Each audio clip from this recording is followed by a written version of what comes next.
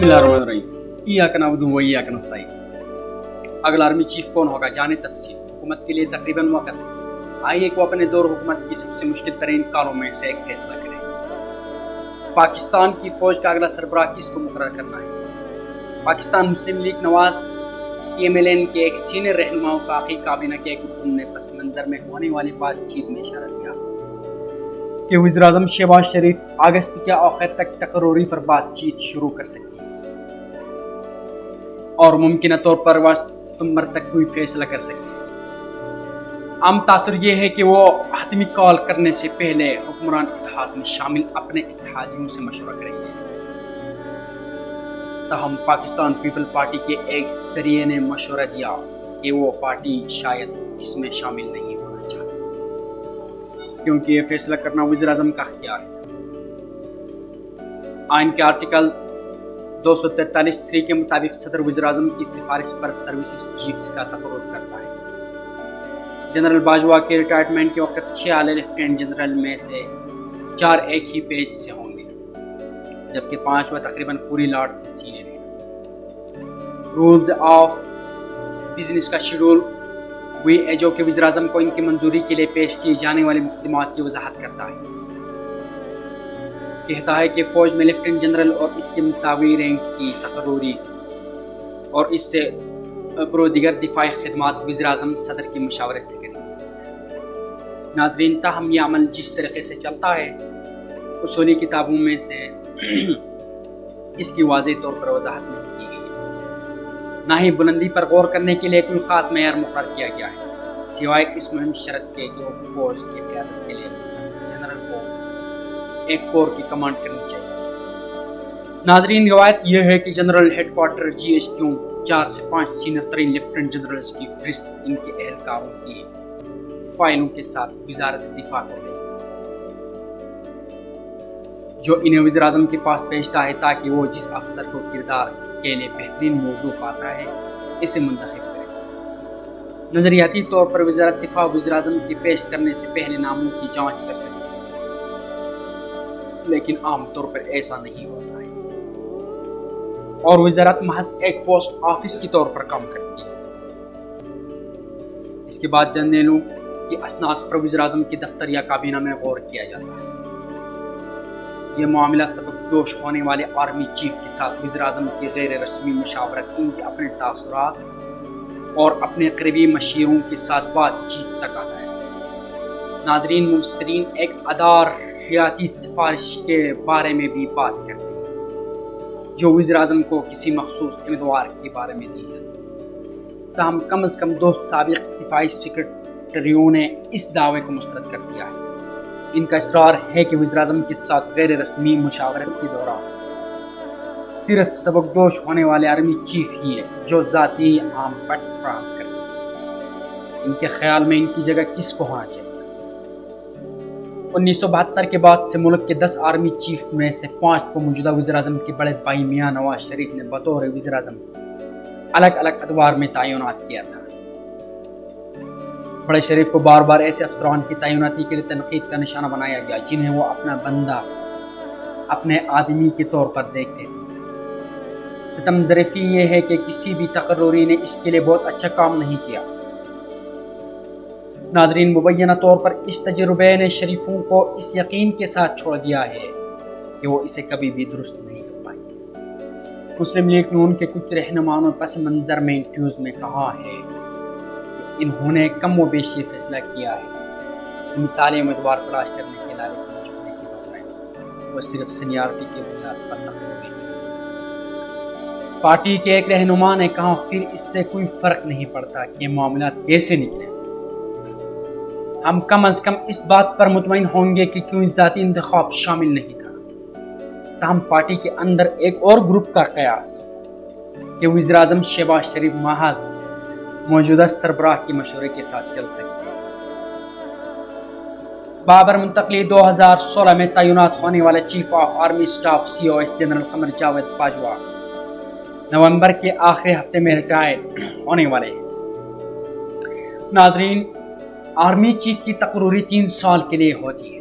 لیکن جنرل باجوہ کو سیاسی ڈرامے کے بعد 2019 میں 3 سال کی اضافی مدت دی گئی۔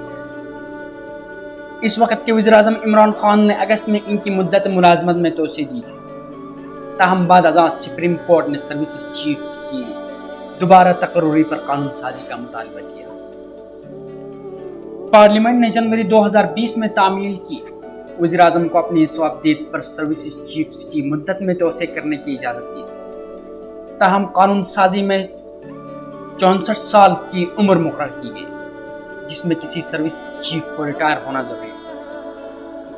جنرل باجوہ اب بھی 61 اس لیے ایک اور مدت کے لیے ہو سکتے ہیں۔ اس تکنیکی وجہ سے یہ قیاس رائع ہوئی کہ آنے والے کسی اور توسیع کی خواہاں یا دلچسپی رکھتے ہیں، لیکن ایک فوجی ذرائع کے مطابق جنرل باجوہ نے اپنے ارد گرد موجود لوگوں کو بتایا ہے کہ وہ نومبر میں ریٹائر ہو جائیں گے۔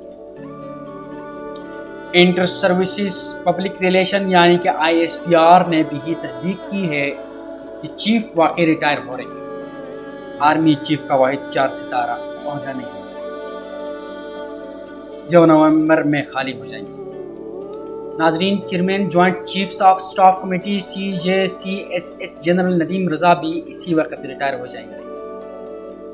2 4 سٹار جنرلوں کی بیک وقت تقرری سے حکومت کو فوج کے لیے کمانڈر منتخب کرنے کے لیے تھوڑی سی جگہ مل جاتی ہے، اور وہ اعلیٰ افسران میں بہت زیادہ پریشانی پیدا کیے بغیر دلچسپ بات یہ ہے کہ جنرل باجوہ کی ریٹائرمنٹ کو 6 سینئر لیفٹیننٹ جنرل میں سے 4 ایک ہی بیس سے۔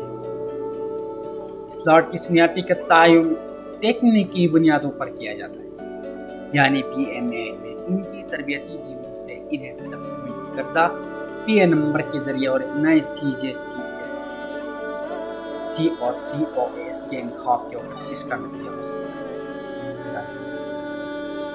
دیگر 2 میں سے ایک تقریباً پوری لاٹ سے سینئر ہے، جبکہ دوسرا نسبتاً جونیئر ہے، لیفٹیننٹ جنرل عاصم منیر۔ اس وقت جب اگلے CJCSC اور COAS کی تقرری کا فیصلہ کیا جائے گا، لیفٹیننٹ جنرل عاصم منیر لاٹ میں سب سے سینئر ہوں۔ اگرچہ ستمبر 2018 میں 2 ستارہ جنرل کے عہدے پر ترقی دی گئی تھی، لیکن انہوں نے 2 ماہ بعد 4 سنبھالا۔ نتیجے کے طور پر لیفٹیننٹ جنرل کے طور پر ان کا 4 سالہ دور 27 نومبر کو ختم ہو جائے گا۔ اسی وقت جب موجودہ CJCSC اور COS اپنی فوج کی وردی اتار رہے ہوں گے، چونکہ 2 4 سٹار جنرلز کی تقرری کے لیے سفارشات اور فیصلے کچھ دیر پہلے کیے جائیں، اس لیے یہ فیصلہ جنرل باجوہ کو کرنا ہے کہ آیا ان کا نام شامل کیا جانا ہے یا نہیں، اور حتمی فیصلہ وزیر اعظم کو کرنا ہے۔ وہ ایک بہترین افسر ہے، لیکن اس میں شامل تکنیکی خصوصیات کی وجہ سے وہ محاورہ ڈاک باس بھی رہ سکتے ہیں۔ لیفٹیننٹ جنرل منیر منگلا میں officer training school OTS programme کے ذریعے سروس میں داخل ہوئے اور فرنٹیئر فورس ریجمنٹ میں کمیشن حاصل کیا۔ وہ اس وقت سے موجودہ COS کے قریبی ساتھی رہے، جب سے انہوں نے جنرل باجوہ کی ماتحت بریگیڈیئر کے طور پر فورس کمانڈ ناردرن ایریاز میں فوجوں کی کمانڈ کی تھی، جو اس وقت کمانڈر ایکس کور تھے۔ بعد ازاں انہیں 2017 کے اوائل میں DJ ملٹری انٹیلیجنس مقرر کیا گیا، اور اگلے سال اکتوبر میں ISI کا سربراہ بنا دیا گیا۔ تاہم اعلیٰ انٹیلیجنس افسر کے طور پر ان کا عہدہ اب تک سب سے مختصر ترین رہا، کیونکہ اس وقت کے وزیر اعظم اسلامی جمہوریہ پاکستان جناب عمران خان کے اصرار پر انہیں 8 ماہ کے اندر لیفٹیننٹ جنرل فیض حمید نے تبدیل کر دیا تھا۔ وہ کوارٹر ماسٹر جنرل کے طور پر GHQ منتقل ہونے سے پہلے گجرانوالہ کور کمانڈر کے طور پر تعینات کیا گیا تھا۔ ناظرین، اس عہدے پر وہ 2 سال تک فائز رہے۔ لیفٹیننٹ جنرل ساحر شمشاد مرزا موجودہ جماعت میں لیفٹیننٹ جنرل مرزا ایک ہی پیج سے تعلق رکھنے والے 4 امیدواروں میں سب سے سینئر ہیں۔ جی تو ناظرین اکرامی، اس کا تعلق سندھ ریجمنٹ سے ہے، وہیں پرینٹ یونٹ جو سبکدوش ہونے والی CJCSC جنرل ندیم رضا ہے، ان کا فوج میں شاندار کیریئر رہا ہے، خاص طور پر گزشتہ 7 سالوں کے دوران اعلیٰ قیادت کے عہدوں پر۔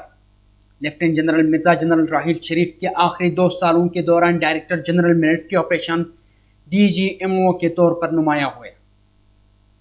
اس کردار میں وہ GHQ میں جنرل شریف کی کور ٹیم کا حصہ تھے، جس نے شمالی وزیرستان میں تحریک طالبان پاکستان یعنی TTP اور دیگر عسکریت پسندوں کے خلاف فوجی آپریشن کی نگرانی کی۔ اس کے علاوہ 4 فرقی رابطہ گروپ QCG میں قریبی طور پر شامل تھا۔ ناظرین گرامی، جس نے پاکستان، چین، افغانستان اور امریکہ پر مشتمل انٹرا افغان مذاکرات کی ثالثی کی۔ اس کے علاوہ 3 اسٹار رینک پر ترقی کے بعد انہیں چیف آف جنرل اسٹاف مقرر کیا گیا، جس نے مؤثر طریقے سے انہیں فوج میں COS کے بعد دوسرا طاقتور ترین شخص بنا دیا۔ ناظرین، اس کردار میں وہ قومی سلامتی اور خارجہ امور سے متعلق اہم فیصلہ سازی میں قریبی سے مصروف تھے۔ انہوں نے 2021 میں چینی وزیر خارجہ وانگ یی کے ساتھ اسٹریٹج مذاکرات میں سابق وزیر خارجہ جناب شاہ محمود قریشی کے ساتھ بھی شمولیت اختیار کی۔ اکتوبر 2021 میں انہیں کور کمانڈر راولپنڈی کے طور پر تعینات کیا گیا تاکہ وہ آپریشنل تجربہ حاصل کر سکیں اور اعلیٰ عہدوں پر غور کرنے کے لیے اہل بن سکے۔ ایک فوجی ذرائع نے اپنے پروفائل پر تبصرہ کرتے ہوئے کہا کہ وہ COAS اور CJCSC کے 2 عہدوں میں سے کسی ایک کے لیے واضح طور پر آگے ہیں۔ لیفٹیننٹ جنرل اظہر عباس لیفٹیننٹ جنرل عباس موجودہ پیتلوں میں ہندوستانی معاملات میں سب سے زیادہ تجربہ کار ہیں۔ فی الحال وہ chief of general staff CJS ہے، جو GHQ میں آپریشنز اور انٹیلیجنس ڈائریکٹوریٹ دونوں کی براہ راست نگرانی کے ساتھ فوج کو مؤثر طریقے سے چلا رہے ہیں۔ اس سے پہلے انہوں نے راولپنڈی میں مقیم لیکن کشمیر پر مبنی اور سیاسی طور پر MX کور کی کمانڈ کی، جس سے ظاہر ہوتا ہے کہ انہیں موجودہ آرمی چیف کا مکمل اعتماد حاصل ہے۔ کمانڈر ایکس کور کے طور پر ان کے دور میں بھی ہندوستانی اور پاکستانی فوجوں کے درمیان LOC کے ساتھ 2003 کی جنگ بندی معاہدے کا احترام کرنے پر اتفاق ہوا تھا، اور یہ لیفٹیننٹ جنرل عباس کا کام تھا کہ وہ اس کی تعمیل کو یقینی بنائیں۔ اس سے قبل لیفٹیننٹ جنرل عباس انفینٹری اسکول کوئٹہ کے کمانڈنٹ کے طور پر خدمات انجام دے چکے ہیں۔ وہ سابق army chief general Raheel Sharif کے پرسنل اسٹاف آفیسر تھے، ایک ایسا عہدہ جس نے انہیں اعلیٰ ترین سطح پر فیصلہ سازی کے عمل کا ایک نظریہ دیا تھا۔ اس دور نے انہیں مسلم لیگ نون کی قیادت کے ساتھ ساتھ دوست ممالک کی اعلیٰ قیادت سے بھی بات چیت کرنے کے قابل بنایا۔ اس کے بعد انہوں نے مری میں قائم 12ویں انفینٹری ڈویژن کی کمانڈ کی، جہاں سے وہ آزاد جموں و کشمیر کے ذمہ دار تھے۔ Lieutenant general Noman Mahmood Baloch regiment سے تعلق رکھنے والے لیفٹیننٹ جنرل محمود اس وقت نیشنل ڈیفنس یونیورسٹی کے صدر ہیں۔ وہ command and staff college Quetta میں چیف انسٹرکٹر کے طور پر بھی وسیع تجربہ رکھتے ہیں۔ ناظرین، انہوں نے شمالی وزیرستان میں قائم انفینٹری ڈویژن کی کمانڈ کی ہے۔ وہاں سے انہیں ISI میں ڈائریکٹر جنرل تجزیہ کے طور پر تعینات کیا گیا، جس نے قومی سلامتی کے نقطہ نظر سے خارجہ پالیسی کے تجزیے میں اہم کردار ادا کیا۔ اس پوسٹنگ نے اسے ISI کی جانب سے غیر ملکی انٹیلیجنس ایجنسیوں کے ساتھ رابطے کا موقع فراہم کیا۔ 2019 میں 3 اسٹار جنرل کے طور پر ان کی ترقی پر انہیں communication and information technology GHQ کا انسپکٹر جنرل مقرر کیا گیا۔ دسمبر 2019 میں انہیں پشاور میں قائم 11 کور بھیج دیا گیا۔ وہاں سے اس نے پاکستان اور افغانستان کی سرحد کے ساتھ سیکیورٹی کی نگرانی کی اور ایک ایسے وقت میں اس پر باڑ لگانے کا کام کیا جب امریکہ نے اپنی افواج کو واپس بلا لیا تھا۔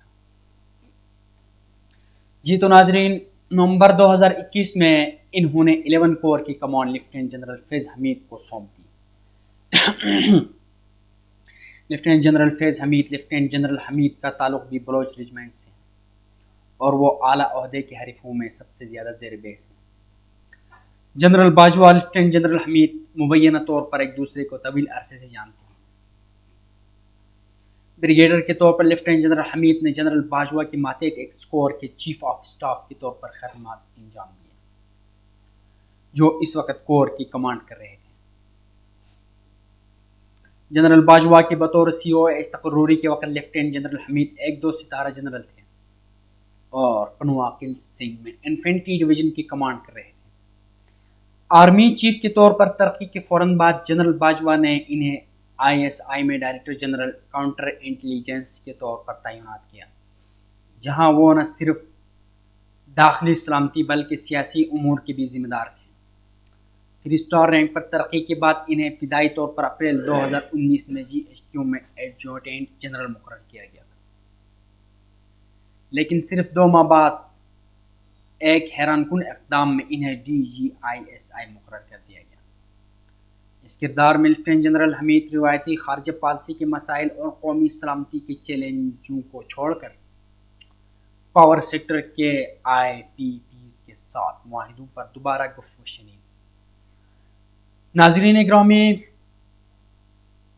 گورننس میں اصلاحات اور معیشت کی بحالی وغیرہ جیسے مختلف امور پر حکومت کی حمایت میں سرگرم تھے۔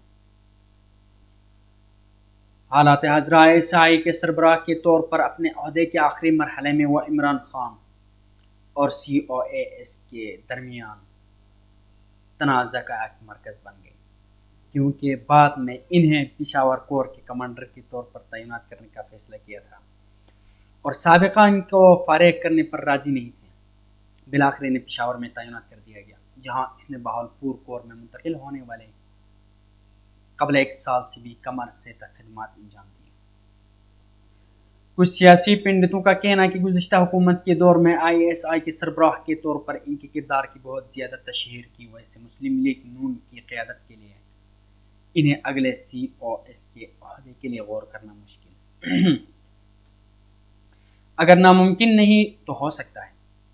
لیفٹیننٹ جنرل محمد عامر لیفٹیننٹ جنرل عامر کا تعلق 8 ریجمنٹ سے اور وہ اس وقت گجرانوالہ میں 30 کور کی کمانڈ کر رہے ہیں۔ انہیں جنرل باجوہ کا قریبی ساتھی سمجھا جاتا ہے۔ اس سے قبل وہ GHQ میں ایڈجوٹنٹ جنرل تھے۔ ناظرین گرامی، بطور میجر جنرل انہوں نے 2017-18 تک لاہور میں تعینات 10 انفینٹری ڈویژن کی کمانڈ کی۔ انہوں نے COAS سیکریٹریٹ میں ڈائریکٹر جنرل اسٹاف ڈیوٹیز کے طور پر بھی خدمات انجام دی۔ انہیں GHQ اور کمانڈ دونوں عہدوں پر کافی تجربہ حاصل ہے۔ اس سے پہلے وہ 2011-13 تک اس وقت کے صدر آصف زرداری کے ملٹری سیکرٹری تھے۔ ان کے کیریئر کی رفتار نے انہیں آج کے سیاسی فیصلہ سازوں کے ساتھ قریبی رابطہ میں لایا ہے۔